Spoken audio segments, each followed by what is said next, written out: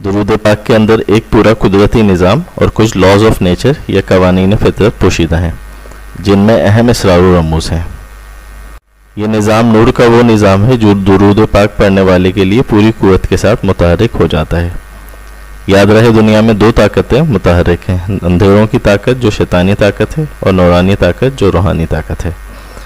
दुरूद पाक पढ़ने वाले के लिए नूरानी निज़ाम फौरी तौर पर मुतहर्रिक हो जाता है और इस निज़ाम से वाबस्ता कवानीन कुदरत इंसान के लिए रहमत, बरकत, खुशहाली और सकून के दरवाज़े खोल देते हैं। यह नूरानी निज़ाम इंसान को 4 से ज़ायद अहम कवानीन फितरत जैसे कानून कशिश, कानून मोहब्बत, कानून रहमत और कानून बरकत से हम आहंग करके उनसे फैज़याब करता है।